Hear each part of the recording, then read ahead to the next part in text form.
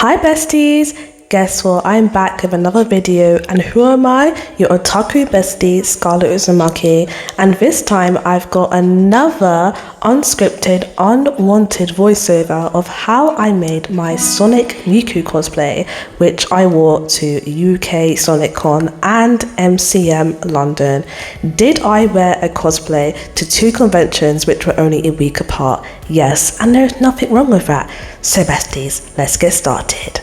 So first I got this tracksuit I had lying around, which I thought was a perfect base for my Sonic Miku cosplay, and after trying it on, I was convinced that I had made the right decision with hoarding this tracksuit.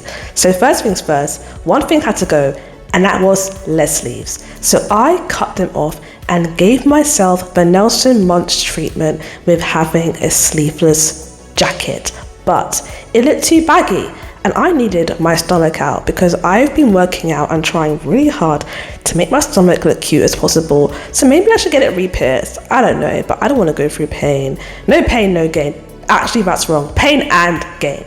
So after cutting off the sleeves, I did save these little zip portions because I actually wanted to zip up this jacket, and I had the bright idea of trying to sew them back on to the jacket, but I had never done this before, so I wasn't sure if this would work. So I trusted myself and pinned it back on, and then I put this thread through this needle, which was totally done in one take. Okay, it wasn't, it took me several tries, and then I sewed it up. But I'm going to speed it up because it took me way longer than I'd like to admit to sew these two little silly portions of zip onto this jacket. It took me a while, besties, I'm sorry. And after I was done with that, I sewed on the little bottom of it. I don't know what you call that bottom of a jacket with the lines and stuff. I don't know what it's called, but I sewed that on too. But the zip actually worked, and you can hear me clapping because I didn't think it would, but ignore my janky sleeves, they're not cool. And this spike, what is it made from? It is made from the sleeves, but I actually saved because I'm not using any wastage. I'm using every scrap of food on this island. Sleeps until we get every scrap of food on this island. Did I quote Hopper from Bug's Life? Yes, I did, because I love that little grasshopper. Yes, he is a villain, but he's also my hear me out, because if I was an ant, I would let that grasshopper step on me.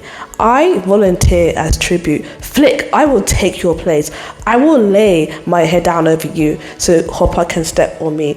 Wait, I'm getting distracted. Let me go back to the voiceover. What am I doing? Oh, I sewed the spike and I put it inside out because the ugly sides were out and I want them back inside where they belong. I did not want these ugly sides to see the light of day.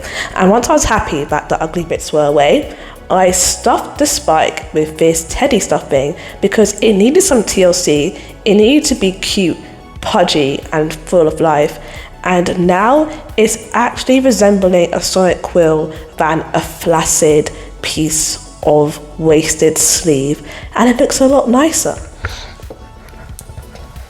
And I made about 6 spikes in total, but I started on the first one to see if I actually liked the process, and if I didn't like it, I was going to rage quit. But luckily, I did actually like it, and carried on with sewing and stuffing the rest of my 5 spikes. And look at it, it's so cute. Once I was done, I put my hoodie over this mannequin head, which I was very happy to have hoarded, and stuffed it inside. I pinned the hoodie to the mannequin head so that bitch would not move, and last but not least, I pinned the spikes to the mannequin head so it'll make sewing them on a lot easier. I'm a pendejo and didn't actually film the process of me sewing the spikes on, so just imagine that I use grace, eloquence, and so much skill to sew on the spikes to the wig head. So just imagine that. Close your eyes and envision it. I'm sure you can, besties, because I do it all the time. Let your delulu come trululu. So last but not least, actually this is not even the last step, but I cut out these triangular shapes to make Miku Sonic's little ears. Look at that. And then I did the same shape but on this tan fabric. So this would be the inside of the ears. Yes, look how cute it is.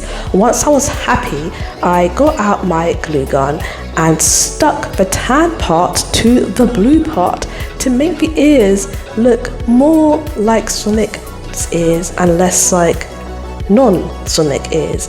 And I glued them onto the hoodie, just straight down. I didn't even use any markings, which I regret because, fun fact, I glued them too close together and hated how it looked. But I won't tell you how I fixed it until you subscribe. Right, are you subscribed? Okay, what I did was I cut the ears off with scissors and glued them back on where I wanted them to be. And that is how I fixed it.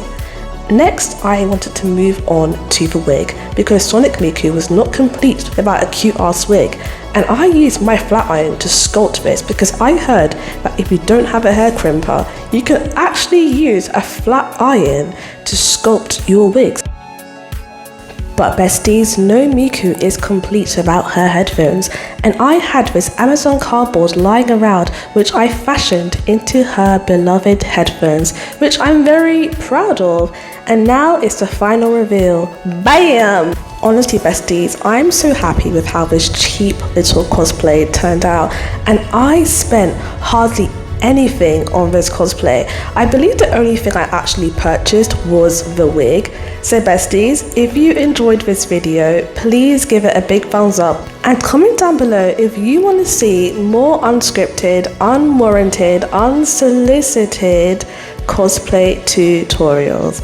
Alright, bye besties, and I hope to see you all back here next time. Have a lovely day and stay hydrated before you dehydrated. Alright, bye. I've got nothing left.